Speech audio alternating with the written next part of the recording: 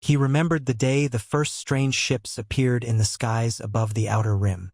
From a distance, the vessels looked like living things, sleek and curved as though molded from the shell of some colossal creature. None of the Republic scouts who encountered them recognized the design, and no separatist informant could shed light on the intruder's origin. They were simply there, drifting in from parts unknown, silent as ghosts in the vacuum of space. The clone wars were raging across countless systems, the bitter conflict tearing the galaxy in half. Yet in that moment, soldiers and citizens alike paused to stare at the brilliant lights crossing the sky, not knowing if these visitors came in peace or with hostile intent. The truth would soon reveal itself in terrifying clarity. The Yuuzhan Vong had arrived, and they intended to remake the galaxy in their own image. Word spread through the HoloNet with mounting urgency. Planets along the outer rim described sightings of ships that appeared to be made from coral-like materials, their surfaces riddled with organic growths and shifting patterns that defied modern understanding of space travel. Concern turned to panic when frontier settlements abruptly ceased transmitting. At first, the Senate on Coruscant was too consumed with its internal strife and the demands of the Clone Wars to pay heed. The Jedi High Council, stretched to its limit by battles on distant worlds and the unending threat of the Separatists, filed these reports away as curious anomalies. But soon, rumor of mass disappearances drifted in. Entire colonies were wiped clean of life, the perpetrators leaving no mechanical or technological trace. Only an unsettling sense that something terrible had happened. Palpatine, still Supreme Chancellor at this point, convened an emergency session of the Senate. His hooded figure stood tall before the rostrum, voice resonant with feigned concern and underlying menace. He spoke of unknown aggressors, of unnatural ships swarming across the outer rim, and demanded that the Republic unite to meet this new threat. Senators from beleaguered worlds pleaded for reinforcements. Others demanded proof. Some feared it was a separatist trick, or even a cunning ploy by Palpatine himself to consolidate more power. In truth, he was as perplexed as everyone else, though he also saw opportunity. If the Yuuzhan Vong were truly as formidable as the initial reports suggested, they might push both sides into a deeper conflict. Such chaos could serve his ultimate goals. The Jedi Council soon recognized that this was no mere rumor. Survivors from ravaged outposts provided first-hand accounts of tall, lean warriors covered in elaborate ritual scars and clad in organic armor. These invaders wielded weapons grown from living tissue that could slice through clone trooper armor as easily as a lightsaber cuts metal. They were impervious to the Force in ways that defied comprehension. A baffling emptiness surrounded them, rendering attempts to sense them through the Force nearly impossible. The council convened within the temple's highest chamber. All of the senior masters present, Yoda, Mace Windu, Obi-Wan Kenobi, Ki-Adi-Mundi, and others, each grappling with the most vital question. Who were these invaders and why had they come? Mace Windu leaned forward, the lines etched into his face deepening. He insisted that if a new threat had indeed emerged, the Republic could ill afford to ignore it. Obi-Wan, voice measured and calm, agreed that it warranted immediate investigation, but pointed out that the war effort against the Separatists already strained their resources. Yoda, perched in his seat with ears drooping and eyes closed, listened intently, considering the Force. But the Force offered him only a dreadful quiet. It was as if these Yuuzhan Vong existed outside it, or perhaps in a realm that the Jedi could not fully detect. Their presence disturbed him greatly, and he urged caution, for aggression without understanding would only lead to unnecessary losses. Meanwhile, Count Dooku, leading the Separatist movement under the guidance of Darth Sidious, probed his network of informants for any useful intelligence about these invaders. Initially, Separatist High Command considered the Yuuzhan Vong an exaggerated tale, some contrivance by the Republic. But then reports from the far fringes of Separatist space confirmed the horror. Systems under Separatist control were also being attacked. Droids and living beings alike were found slaughtered or missing entirely. The twisted wreckage of droid fighters littered the orbits of captured planets, while entire cityscapes on the surface lay silent. This new threat did not discriminate between Separatist or Republic worlds. Dooku informed General Grievous and a handful of other ranking officers that they must prepare to protect key strongholds. For the moment, the Separatists had found themselves with a mutual enemy that made the current war seem almost trivial by comparison. The first large-scale engagement occurred in the Salvara system, a strategic location for both Republic and Separatist supply lines. Believing it to be a prime target for the Yuuzhan Vong, the Republic deployed 2 Jedi-led fleets. General Plo Koon commanded one group, while the other fell under the leadership of Anakin Skywalker, brash and newly minted as a Jedi Knight. The plan was to lure the unknown invaders into a confrontation in space, thereby testing their strengths and limitations. Cautiously, the Republic squadrons advanced, scanners bristling with energy.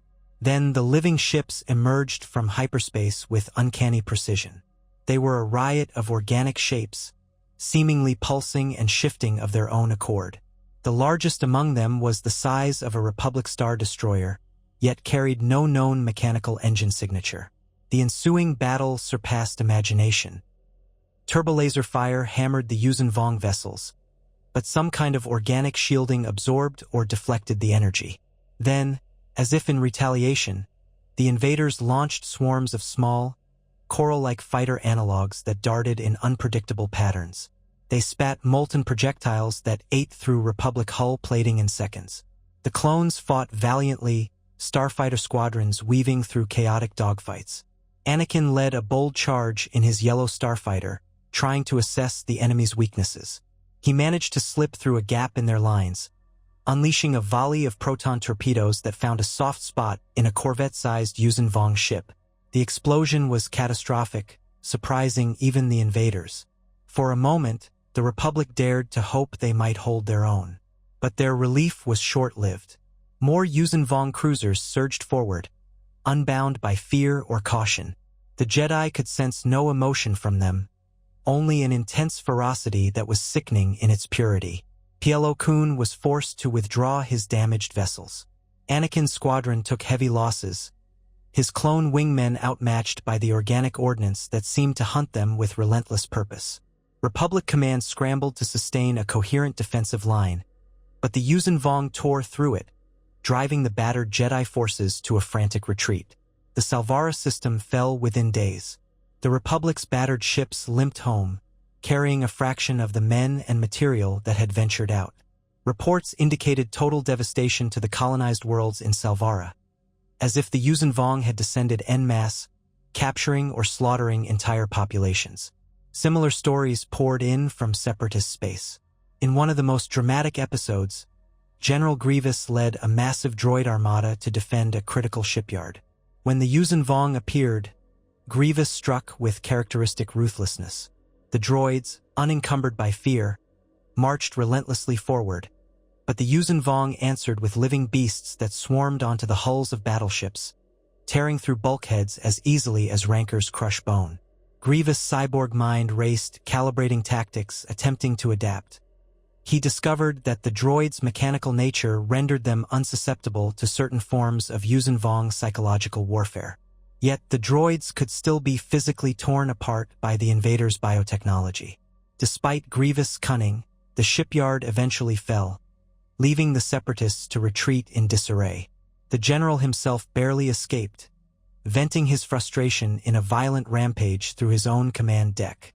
News of these catastrophic defeats forced both the Republic and the Separatists to reevaluate their priorities. As more outer rim sectors fell, voices on both sides recognized that if the Yuuzhan Vong continued unchecked, there might be no galaxy left to fight over.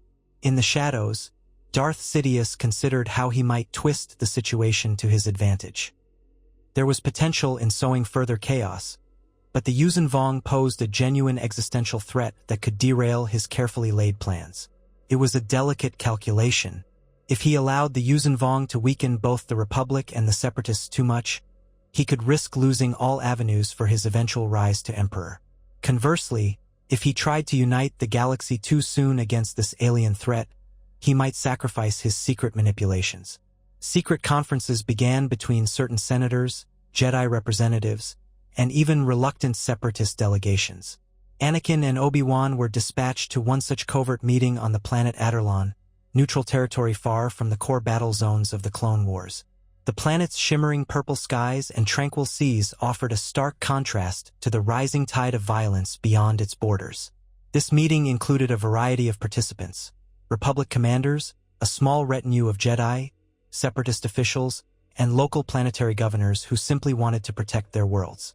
Tension hung thick as mortal enemies shared a table, suspicious of one another's motives. Yet they all recognized the grim necessity. The Yuuzhan Vong threatened them all. Obi-Wan spoke in measured tones, recounting the horrors seen firsthand at Salvara. One of the Separatist delegates, an Admiral Ventralis, described how his entire flotilla had been decimated despite the might of the droid army. The Yuuzhan Vong, it seemed, exploited their environment to an unparalleled degree, using living weapons that could adapt and respond to threats at a biological level. They did not rely on droid intelligence or mechanical systems that could be jammed or sabotaged. Where the Republic and the Separatists had grown comfortable with certain types of warfare, these invaders shattered conventions. The only consensus that emerged was that no one truly understood the Yuuzhan Vong's ultimate goal, though their actions hinted at a desire to cleanse and reshape planets in their own image. Anakin, restless by nature, found it difficult to remain seated while the discussion stretched on for hours. He was haunted by his experiences in the Salvara battle, haunted by the memory of clone pilots screaming through comm channels as the Yuuzhan Vong ripped them apart with terrifying ease. His mechanical hand twitched involuntarily when he recalled how the Yuuzhan Vong displayed no fear of technology, only an unbridled hatred for it. He yearned to strike back, to push them out of the galaxy. At the same time, he couldn't deny that the Jedi had no immediate answers for a foe that seemed invisible to the Force.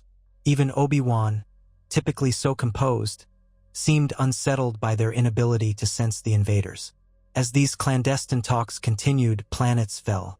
The Yuuzhan Vong targeted worlds of strategic or symbolic value, systems with large industrial outputs or key trade routes. They established beachheads, forcibly converting the biosphere to suit their organic needs. Local populations were enslaved or sacrificed in grotesque rituals.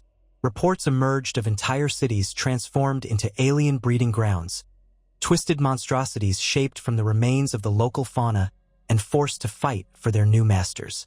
Biologists across the galaxy scrambled to understand the nature of Yuuzhan Vong biotechnology, analyzing fragments of coral craft and the husks of defeated warbeasts. Yet each new revelation only heightened the horror. Their technology was grown, not built, programmed by intricate shaping methods that defied replication by standard scientific means. Soon, the battles crept inward from the outer rim. Planets on the edge of the mid-rim found themselves ill-prepared to deal with the might of the Yuuzhan Vong. Entire refugee fleets fled toward the core worlds, carrying stories of annihilation that grew more gruesome with each retelling. The Senate on Coruscant erupted into a frenzy of debate, with some factions demanding immediate mobilization of every available unit, while others insisted the Republic's first duty was to continue fighting the Separatists. Palpatine, presenting himself as the calm in the storm, insisted that the Jedi redouble their efforts to meet this crisis. Privately, he accelerated hidden contingencies, strengthening the clone legions, subtly reorganizing command structures, and letting slip rumors that the Jedi might not be able to defend the Republic alone. Yoda, Mace, and the Council found themselves at a crossroads. Countless worlds cried out for help. The Force offered only an uneasy void around the Yuuzhan Vong. The war effort stretched the Jedi so thin that even knights as capable as Anakin and Obi-Wan could only be in one place at a time. Still, the Council resolved that studying the Yuuzhan Vong was crucial. They dispatched Master Shaak Ti on a research mission to a world recently attacked by the invaders. Her mandate was to uncover any insight into how the Yuuzhan Vong biology interacted with the Force. She found devastation beyond words. A planet stripped of recognizable landmarks, its once lush forests replaced by bizarre, coral-like structures. The swirling vortex of sorrow that permeated what remained of the local population rattled even her formidable composure. Deep beneath the surface, Shaak Ti's team discovered what appeared to be a Yuuzhan Vong laboratory. The air was thick with pungent spores that clung to their skin, and the walls pulsated with a faint, rhythmic heartbeat. It was as if they were walking through the innards of a colossal creature. The few scattered tools they found resembled living organs as opposed to mechanical instruments. The team collected samples, all while being careful to avoid the patrolling Yuuzhan warriors. Though she could not sense them directly through the force, Shakti perceived subtle disturbances in the environment that hinted at their presence. Still, escape was difficult and only a fraction of her task force returned alive. Their data, though incomplete, would prove vital to understanding the Yuuzhan's vulnerabilities, if any existed. Meanwhile, on the opposite end of the galaxy, the separatists scrambled to reorganize. Dooku remained outwardly calm, yet behind his regal mask he seethed at being manipulated by circumstances beyond his control. The invasions threatened his plan to fracture the Republic and eventually overthrow his master. In a moment of desperation, he sought counsel through the dark side of the Force, meditating within a hidden chamber. To his frustration, the dark side offered no clear vision, only fleeting images of twisted shapes and the echo of unholy screams. Was the Force itself blocking clarity on these extragalactic beings? Or did the Yuuzhan's odd relationship with it truly render them invisible to prophecy? With no alternatives left, Count Dooku authorized backchannel communications with the Republic. He proposed a temporary armistice in select sectors. On the surface, it was framed as an opportunity for humanitarian aid and the mutual evacuation of civilians from the path of the Yuuzhan. In truth, it was a test to see if the Republic would lay down arms when faced with a common enemy. Palpatine, after dramatic deliberation in the Senate, accepted the proposal.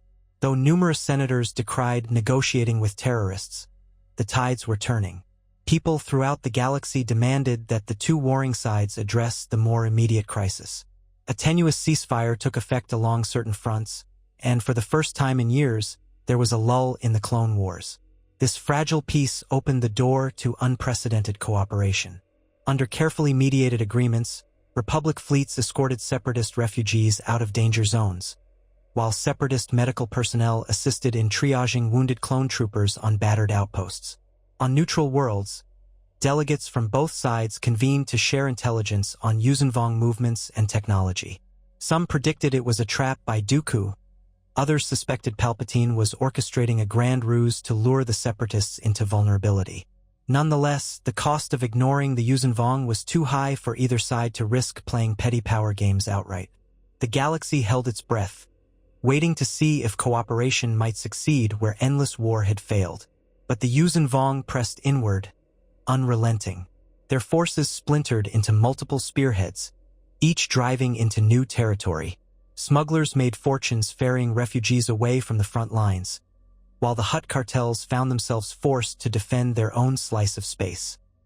Some criminal syndicates attempted to broker deals with the invaders, but the Yuuzhan had no interest in alliances with infidels who relied on mechanical abominations. Any gangster who dared approach them with an offer often ended up enslaved, sacrificed, or forcibly shaped into a monstrous bioconstruct. It was during one of these expansions that the Yuuzhan set their sights on Mandalore. The proud warriors there resisted fiercely. Their battered clans, still reeling from the political upheavals of the Clone Wars era, nonetheless mounted a valiant stand. Even so, the Yuuzhan's biotech overcame Mandalorian defenses. Soon the clans were forced into their hidden fortresses, waging guerrilla warfare. Mandalore's once proud capital city became a battleground pocked by organic debris and Mandalorian steel, with the cries of anguished civilians echoing in the half-ruined streets. While the galaxy battled for survival, young Ahsoka Tano found herself thrust into a role she never anticipated.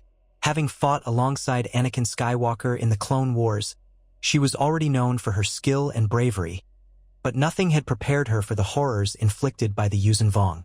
The Togruta Padawan accompanied a Republic relief convoy to the Outer Rim, where they hoped to evacuate a cluster of threatened worlds.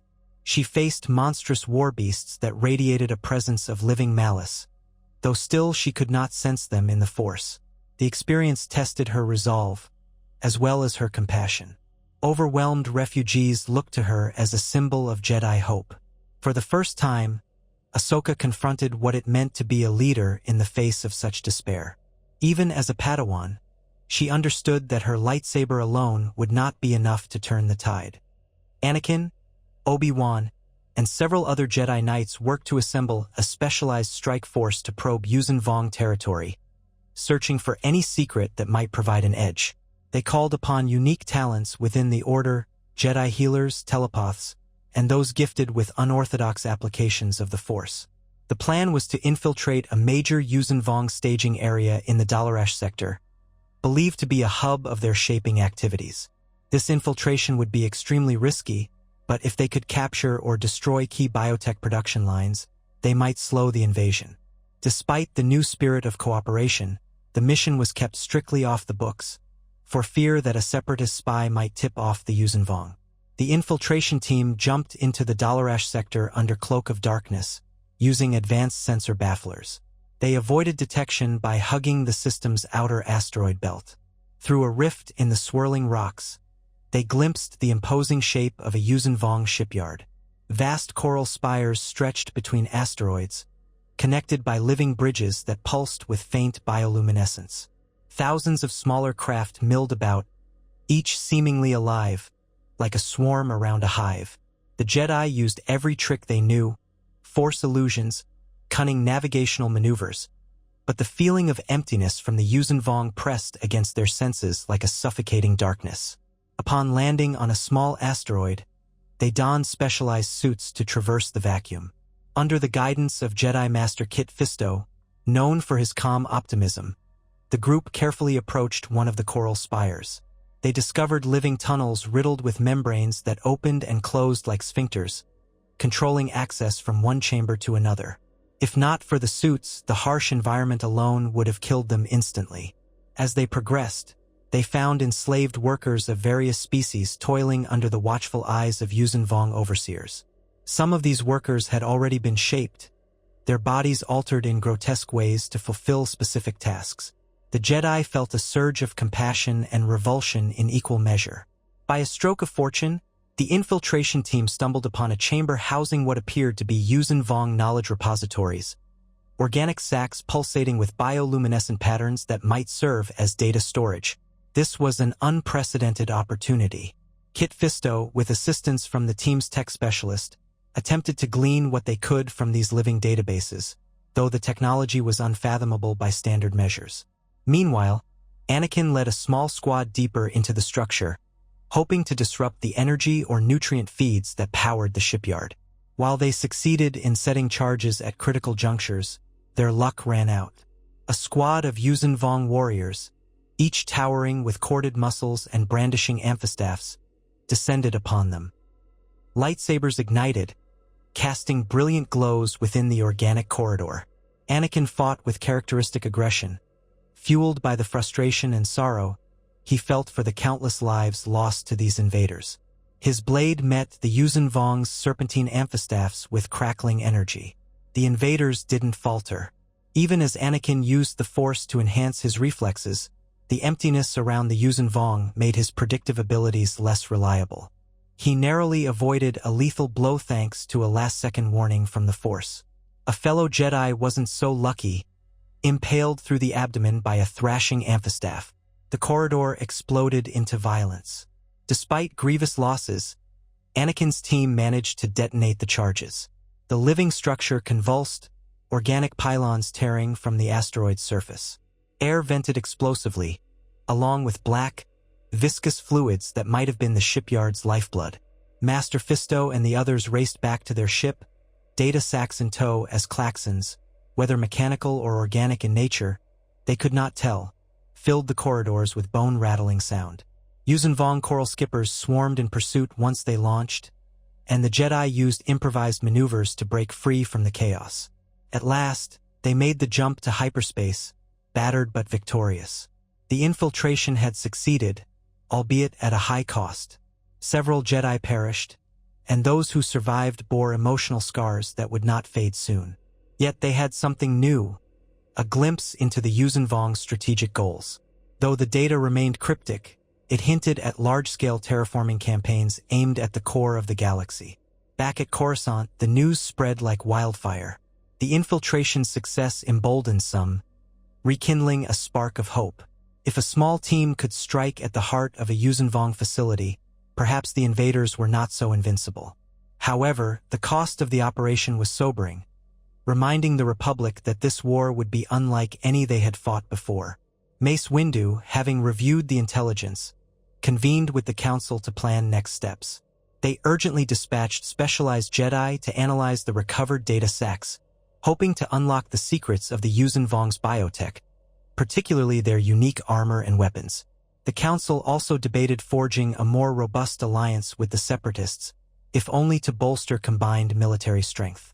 On the Separatist capital world of Raxus, Count Dooku studied the infiltration's outcome with cautious optimism. Publicly, he condemned the Jedi incursion as an affront to the ceasefire. Privately, he recognized the value of such strikes and even considered staging his own infiltration missions. He consulted General Grievous, who was still nursing his pride after his earlier defeat. Together, they devised a plan to lure Yuuzhan fleets into elaborate trap systems, saturating them with droid fighters and newly developed anti-biological weaponry. Perhaps a form of chemical or fungal agent could infest the living ships, turning their own biology against them. It was a cruel and desperate measure, but the Separatists were not above cruelty if it meant survival. Meanwhile, thousands of parsecs away, the very heart of the galaxy stirred in trepidation. Word trickled in that the Yuuzhan had begun to target key hyperlanes leading straight to Coruscant.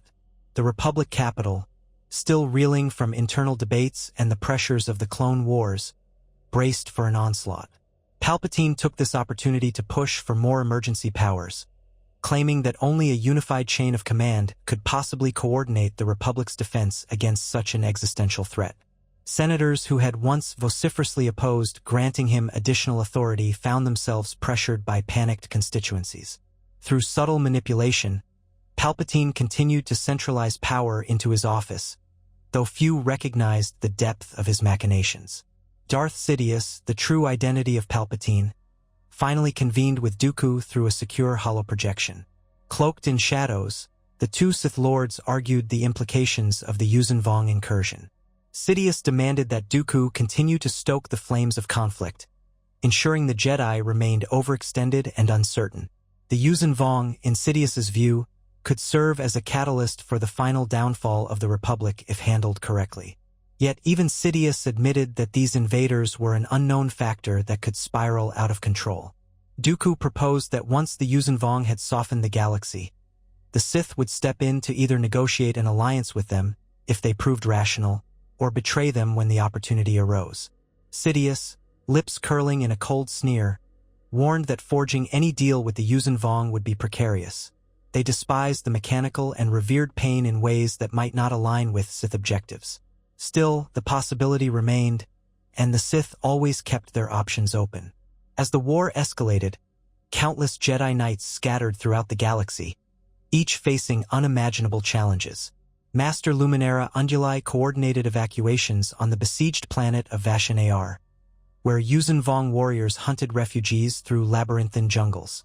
Barriss Offee, her Padawan, led a daring rescue to save an entire village pinned down by a Yuuzhan war beast the size of a small starship. The pair demonstrated selfless courage, weaving through the creature's lashing tendrils to give the civilians time to escape. Still, each new planet fell inevitably to the invaders. The Jedi found themselves fighting a reactive war always a step behind. In the midst of the carnage, some found moments of unexpected solidarity. Clones and separatist battle droids temporarily fought side by side on worlds where the Yuuzhan threatened everything. A tactical droid would calmly direct artillery fire, while a clone captain relayed the best vantage points to the droid squads. Such alliances were fragile and begrudging, often dissolving once the immediate danger passed. Yet they underscored a grim truth. The Yuuzhan had become a greater unifier than any political treaty, binding former enemies in the desperate cause of survival. Hope arrived in the form of a partial scientific breakthrough. Researchers on Kamino, working alongside Jedi advisors, began to unravel the genetic coding of Yuuzhan coral. They discovered a latent susceptibility to certain artificially engineered pathogens. While moral objections abounded, the Republic leadership gave the project the green light, fueled by the logic that the Yuuzhan showed no mercy and deserved none. And so began the creation of a specialized bioweapon, designed to target the coral craft and amphibious creatures that the Yuuzhan employed. It was a race against time, for the Yuuzhan were quickly learning to adapt to new threats, accelerating their shaping techniques to evolve their technology even further. Desperate times bred desperate measures. Rogue factions within both the Republic and the Separatists took advantage of the chaos. Some unscrupulous admirals launched preemptive strikes against each other, hoping to secure strategic positions before the Yuuzhan reached them. These actions, fueled by age-old distrust, threatened to shatter the fragile ceasefire. In response, moderate voices across the galaxy pleaded for unity. A new movement emerged, calling itself the Galactic Survival Coalition, composed of influential senators, governors, and even common citizens who recognized that only total cooperation could save them from utter annihilation. Their message resonated with the beleaguered populations, but with so many conflicting agendas, it was an uphill battle to truly unify the galaxy. Palpatine observed all this with a cunning eye. He allowed the formation of the coalition, even offered rhetorical support in the Senate. His ultimate goal remained overshadowed by the practical necessity of defending Coruscant, seat of his power. The capital's defenses were reinforced, with clone garrisons occupying every major district and Jedi squadrons patrolling shipping lanes. Citizens whispered rumors that the Yuuzhan might soon appear above Coruscant itself, but many refused to believe that any invader could breach the heart of the Republic. Then the unthinkable happened. Advanced scouts reported Yuuzhan fleets massing on the edges of the core worlds, ready to push inward. Gantry lifts on Coruscant swelled with evacuees who lacked faith in the planet's defenses. The wealthy arranged private transport off-world, while the middle and lower classes packed into public ships in the hope of finding sanctuary somewhere else. Thousands found themselves trapped on Coruscant, lacking the funds or status to escape. The cityscape teemed with tension, overshadowed by the imposing architecture of the Jedi Temple and the Senate building. Soldiers drilled in the streets, anti-aircraft emplacements sprang up on rooftops, and barricades enclosed strategic points. Holographic propaganda played on giant billboards, urging the populace to trust the Chancellor and remain calm. Still, the promise of safety rang hollow. In orbit above Coruscant, Admiral Tarkin, at this point still a rising star in the Republic Navy, overlooked the deployment of a massive defense fleet. He had studied the Yuuzhan's tactics meticulously, determined not to repeat the mistakes of Salvara. Entire flotillas of star destroyers, support craft, and newly minted starfighter wings floated in formation. Tarkin had little love for the Jedi, but he accepted the necessity of their involvement. Jedi pilots bolstered the squadrons, bringing speed and cunning that droid or clone pilots alone could not replicate. Tarkin believed in overwhelming force, but privately worried whether even the mightiest barrage of turbolasers would be enough against the Yuuzhan's organic shielding. The day the Yuuzhan arrived at the core perimeter, the galaxy held its breath. Their armada was vast beyond imagining, lines of coral warships stretching across star fields. The sky erupted into a maelstrom of color as the two forces collided. Star destroyers unleashed devastating broadsides, while Yuuzhan cruisers hurled wave after wave of magma missiles that carved molten swaths through hull plating. The Republic's advantage in numbers seemed to hold at first. Yet the Yuuzhan did not back down, and more warships dropped out of hyperspace, flanking the Republic fleet. Tarkin ordered a strategic withdrawal to keep the lines from breaking, orchestrating a layered defensive perimeter. Though it was a tactical necessity, each retreat meant giving up another star system. The Yuuzhan advanced steadily, inch by inch, sector by sector, toward Coruscant. Meanwhile, the Jedi Temple became a hub of frantic activity. Intelligence poured in from all corners of the galaxy, each piece more dire than the last. Knights and masters pored over star charts, trying to predict the Yuuzhan's route of attack. The feeling of dread among the Jedi was palpable. This enemy was an anathema to the Force, a living void that disrupted their ability to sense the future. Even Yoda, normally so poised, felt the weight of centuries pressing upon him, as though the Force itself trembled in the presence of this extragalactic scourge. The temple's corridors hushed with solemn determination. Younglings and Padawans were evacuated to hidden enclaves, a precaution in case Coruscant itself fell. The older Padawans prepared to fight, stepping into roles once reserved for fully trained knights. There was no time for the traditional trials. Necessity replaced ritual. As the Yuuzhan Vong pressed closer to Coruscant, a broad alliance formed out of desperation. Jedi, clone troopers, remnants of the Separatist fleet, Mandalorian survivors, and even scattered smugglers all converged. Diplomats orchestrated an armada that made the naval might of the Clone Wars era look small by comparison. In the days leading up to the final confrontation, the Jedi made numerous attempts to parley with the Yuuzhan Vong, hoping for a diplomatic solution. Each attempt was met with hostility or silence. The invaders saw the mechanical abominations of the galaxy as an affront to their gods, a stain that had to be cleansed. Negotiation was futile. Across the galaxy, individuals prepared for the worst. Citizens prayed to whatever deities they believed in. Families said tearful goodbyes to loved ones heading off to the front. The atmosphere on Coruscant was electric with a mixture of courage and despair. Sidious watched from his private chambers, confident that if the defenders somehow triumphed, it would only strengthen his eventual claim to an empire. If they failed, well, he had contingencies even for that. In the depths of the temple, some Jedi entrusted holocrons and artifacts to be smuggled away, safeguarding ancient knowledge. No one knew what the morrow would bring. On the eve of the final assault, the combined armada faced off against the Yuuzhan Vong over the fortress world of Balmorra, a key system on the road to Coruscant. Trillions of credits worth of ships and resources hung in the vacuum, shimmering with weapon arrays. Jedi and starfighters took a final moment to calm their minds.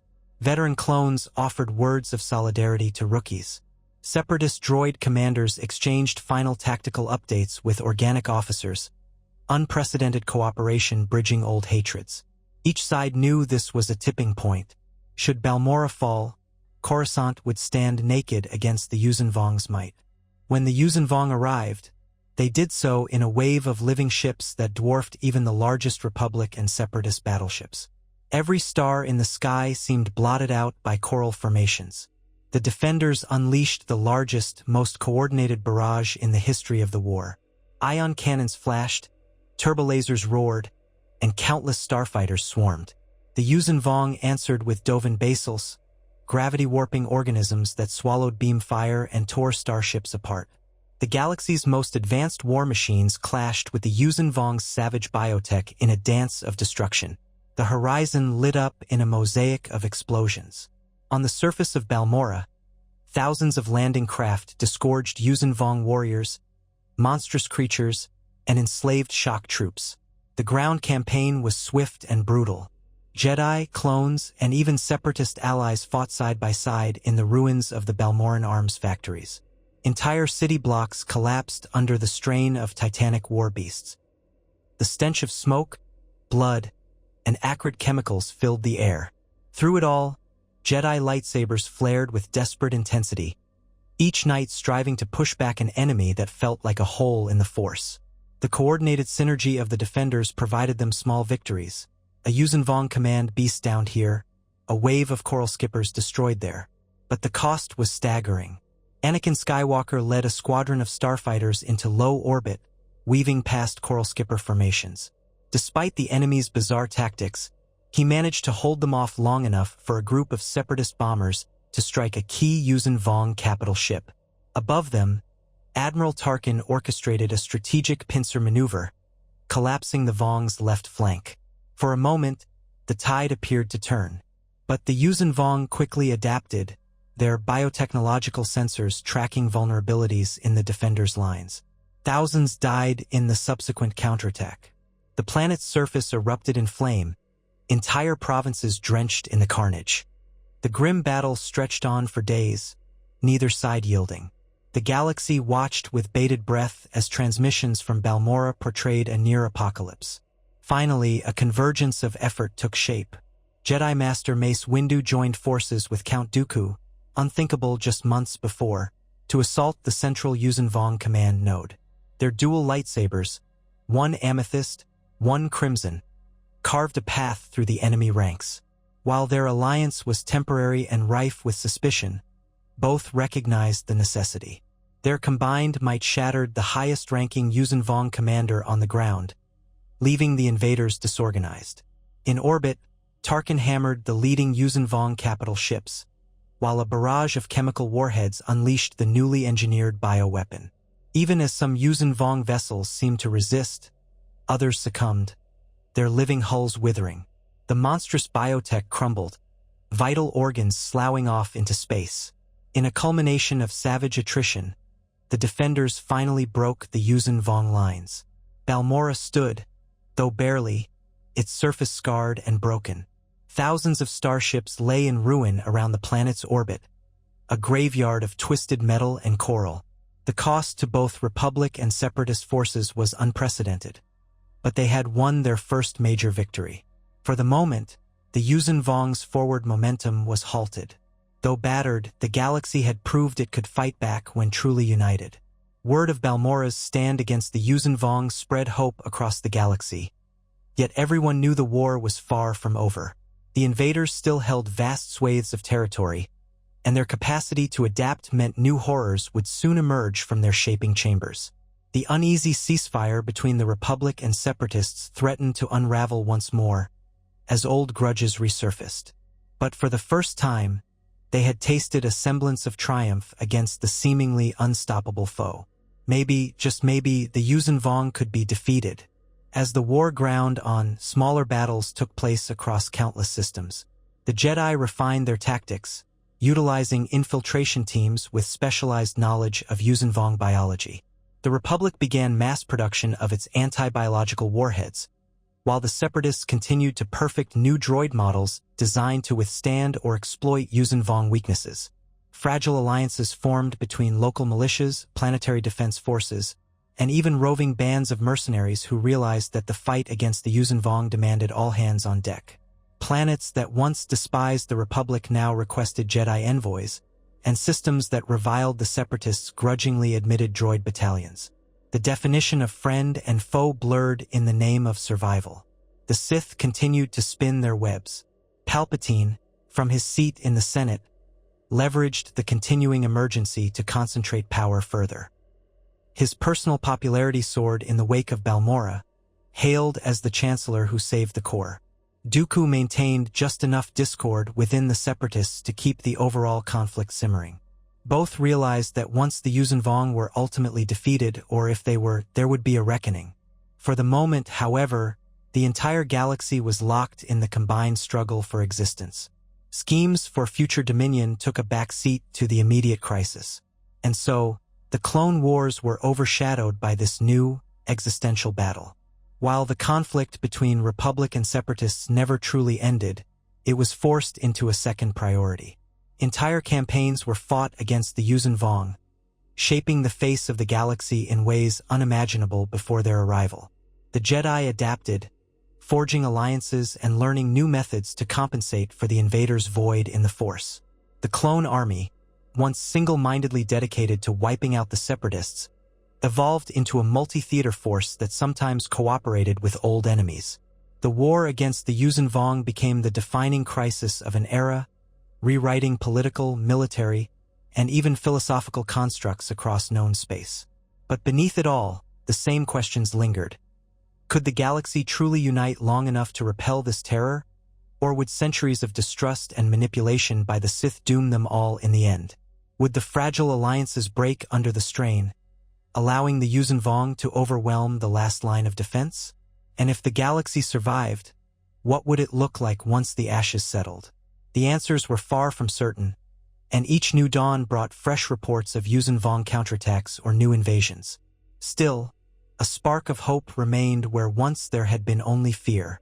Heroes arose from every corner, improbable alliances formed in the darkness, and the people of the galaxy found themselves changed irrevocably by the struggle for survival. No matter the outcome, the galaxy would never return to what it had been. The Clone Wars, once the greatest conflict anyone had ever known, paled in comparison to the existential threat of the Yuuzhan Vong. Only time would tell if the tenuous unity forged in desperation could hold, or if the galaxy would tear itself apart once more, paving the way for an invader that knew neither mercy nor defeat. For now, the war continued, and across the stars, both machines and living beings fought side by side, bracing against the rising storm of a new kind of darkness that threatened to consume them all.